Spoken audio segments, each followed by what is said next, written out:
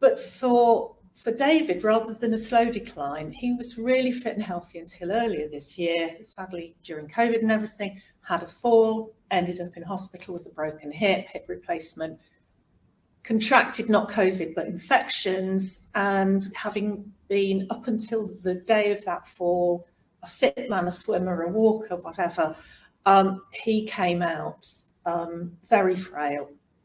Quite often it happens like that, doesn't it? Sadly, it can. He's now completely, pretty much bedbound. He has live-in carers coming in, which are costing, with some other add-on support, about £2,500 a week. Yeah, so here we go. So £130,000 a so year. Glad I got you, Eddie. And that's assuming, say you've got an ISA that can provide that tax-free. £130,000 a year, a lot more if it's coming out of taxed income. Okay. Yeah. Now, sadly, there's been no inheritance tax planning or anything in this case. So all of David's assets are accessible to him.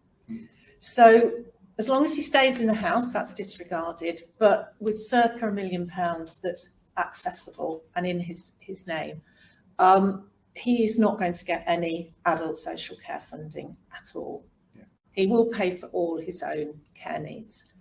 The only thing that, and this family were put in touch with me, not by their financial advisor, but by actually the manager of the care company that's putting the care in, who again, I know, and I have a lot of these links and contacts. He may be eligible for NHS continuing healthcare funding. Now, this is when you have a primary health need, and it's sort of, that health need is such that you could almost need to be in an acute hospital bed if you weren't at home or in a residential care home. My mother-in-law had that as well. They are, but it's not easy to get. It is much more difficult to get or keep, because once you get it, they'll review it 3 months, then they'll review annually after that. So I know I put who will pay and how will you know about making assumptions, but let's go on to the next slide here. Because I know we've got some questions coming up, and so let me just tell you. Sadly, as I said, David is going to pay all of his adult social care fees, but if he has some primary health needs, we may be able to get NHS CHC funding for him.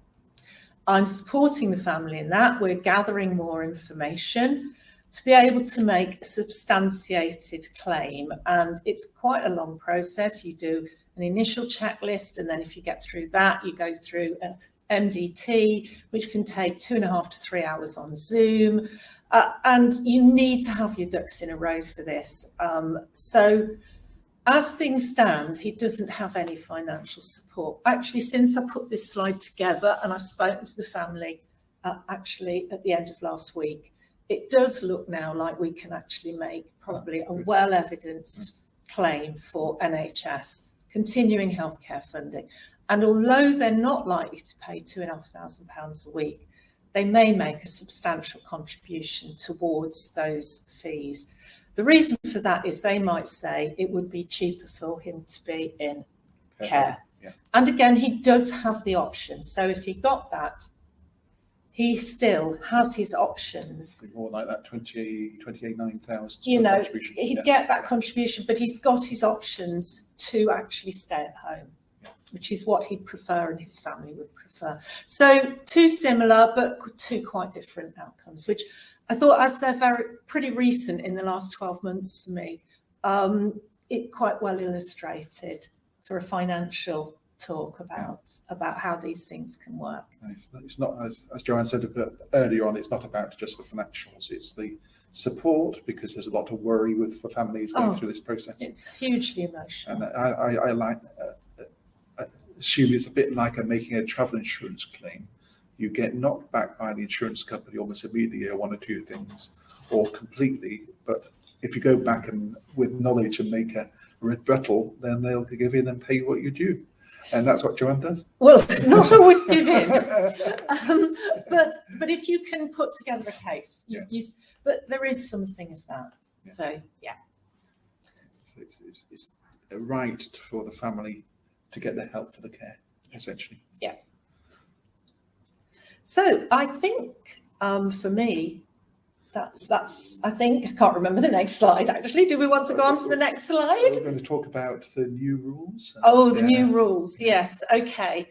Well, you may or may not be aware that there was a debate in the House of Commons last night. It will now go through to the House of Lords, who are indicating they will throw it out.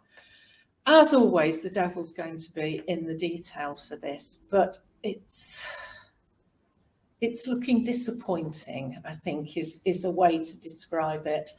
The way they're going to split out hospital charges from your care charges, and it's only the care charge element of your care home that will go into being assessed for the cap and things like that.